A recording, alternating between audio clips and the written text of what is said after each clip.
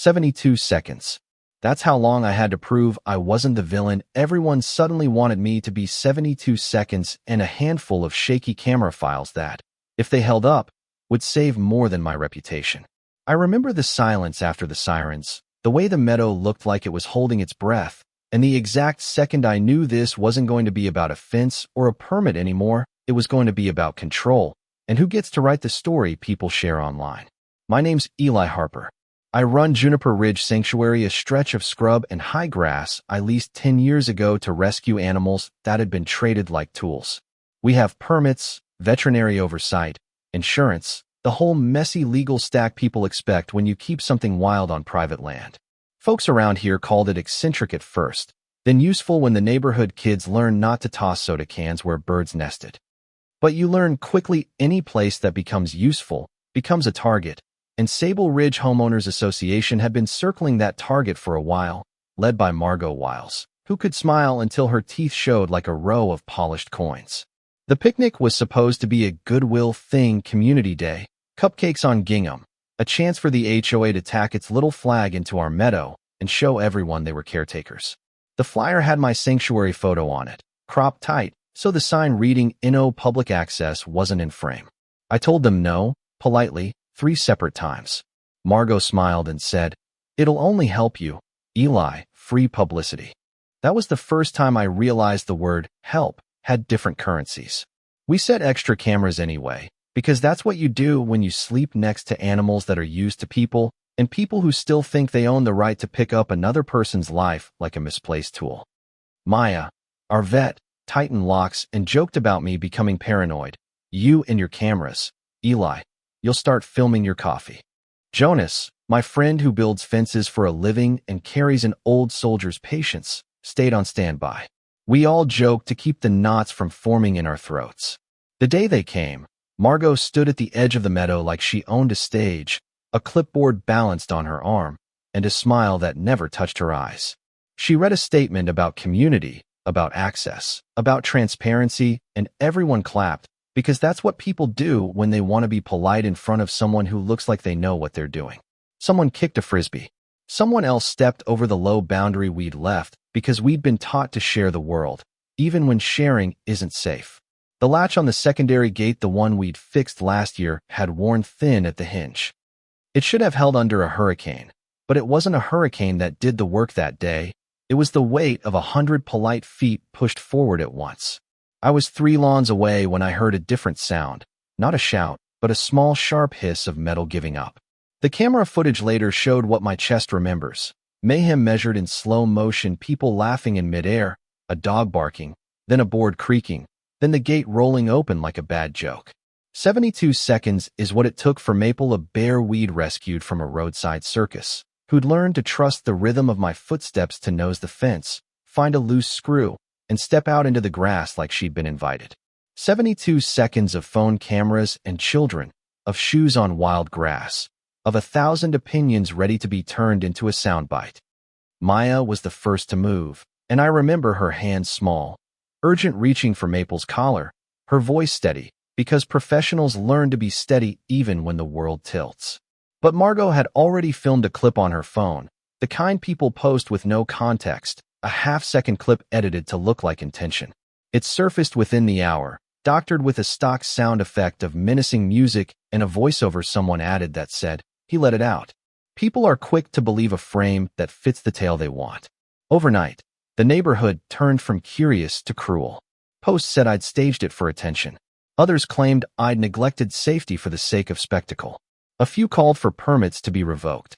The county commissioner called. The DA asked questions. My inbox filled up with threats and legalese and anonymous screenshots. My phone buzzed until my thumb went numb. We didn't panic. We documented. We always documented. Timestamps, raw files, camera logs, phone files stamped with times, trail cams with heat signatures, audio tracks with no overlay. Jonas drove 2 counties away to get the thermal drone footage. Maya wrote a report about Maple's training and behavior. Between the 3 of us, we made a small paper fortress of proof. What we couldn't account for, though, was motive. Why would Margot, a woman who'd run the HOA like a town mayor, suddenly go nuclear? We found the motive in an unlikely place. A string of emails a whistleblower dropped into Claire's hand, a young HOA volunteer who hated coffee with Margot but loved honesty more. Claire handed me a thumb drive like it weighed less than a lie. The emails showed coordination, a request to amplify an incident, a suggestion to hire local landscapers to test the boundary, a wire transfer that didn't go to a landscaper but to a man with a record for intimidation. Margot and a few board members worried the sanctuary was a liability to property values. And when you worry about value, sometimes you start deciding whose life counts and whose doesn't. That was the ugly part. It wasn't passion or rage, it was math. Then they tried to escalate. One night, Jonas called me on a breathless line. Headlights, a dark truck parked where it shouldn't be, a shape near the gate with bolt cutters. The thermal showed movement near the corral, a dart gun slung over a shoulder, a figure using low language like someone rereading old threats. Jonas and I grabbed flashlights and ran out in work boots, breath fogging the air, teeth chattering into curses. A man stepped out, face masked, and pointed something that glinted in a pale moon. I remember the silence that came after the click in his hand, not loud, but loud enough to pull your body into a hush. "Back off," he said, voice practiced, and for the first time I understood the currency of fear. We didn't shoot anyone. We called the sheriff. We took photos of the license plate and the truck's dents, and later the license linked back to an LLC that the HOA had used for maintenance. Claire's emails had a forwarded receipt. It looked less like an accident and more like a plan. The hearing was more theater than court, heavy on performance and light on empathy. Margot sat like a conductor, orchestrating looks and murmurs, while I sat with Maya and Jonas and Claire and a notebook full of timestamps and raw files. I could feel the room leaning, the audience wanting to be entertained by a panic instead of informed by facts. They played the doctored clips, and for every person in the room who saw through it, there were 3 who didn't want to. Experts testified. Maya, Dr.